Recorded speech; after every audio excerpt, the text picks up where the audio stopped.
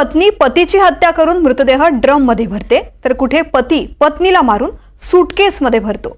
सांगलीतल्या एका पतीनं पत्नीला जीवे मारून चक्क इलेक्ट्रिक बॉक्स मध्ये कोंबलंय।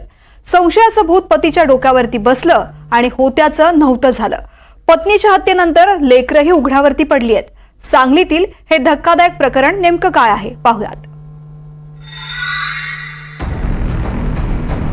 सांगलीच्या शेराळा तालुक्यातील मांगले गावात दारुबाज पतीनं पत्नीची निर्घृण हत्या केल्याची घटना घडली आहे। धक्कादायक बाब म्हणजे पतीनं हत्येनंतर मृतदेह इलेक्ट्रिक पंपाच्या बॉक्समध्ये कोंबला। ही भयानक दृश्य पाहून परिसरातील नागरिकांना धक्का बसला। प्राजक्ता मंगेश कांबळे, वय वर्ष 28 असं मृत महिलेचं नाव आहे। 8 वर्षांपूर्वी मंगेश आणि प्राजक्ताचा आंतरजातीय प्रेमविवाह झाला। 2 लहान मुलांसोबत दोघांचा संसार सुरू होता। मात्र पत्नीवर चारित्र्याच्या संशयामुळे दोघांचा सुखी संसार कोलमडला। सकाळी 10च्या सुमारास मंगेश आणि प्राजक्तामध्ये वाद झाला। वाद विकोपाला गेल्यानंतर मंगेशने प्राजक्ताचा ओढणीनं गळा आवळला।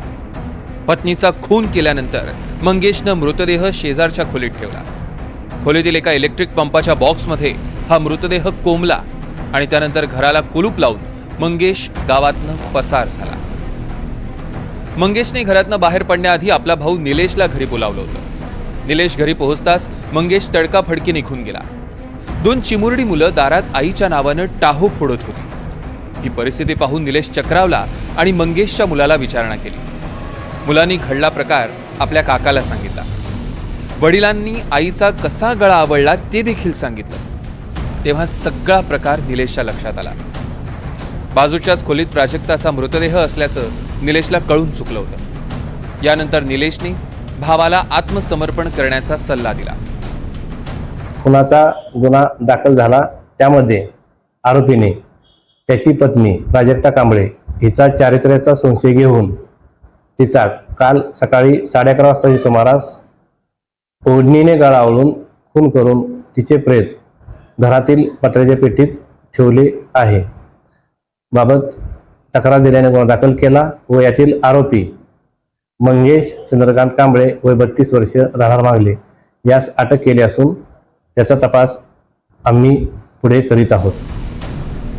आरोपी मंगेश कांबळे स्वतः पोलिसांसमोर हजर झाला। शेराळा पोलिसांनी हत्येप्रकरणी योग्य ती कारवाई केली आहे। मंगेशच्या संशयामुळे त्याचं कुटुंब उद्ध्वस्त झालं। 2 मुलं आईला पोरकी झाली आणि बापही तुरुंगात गेल्यानं त्यांना कुणीच वाली उरला नाही। त्यामुळे संशयाचं भूत मानगुटीवर बसलं की काय काय घडू शकतं याचा प्रत्यय या घटनेतून आलाय। शरद सातपुते, NDTV मराठी, सांगली।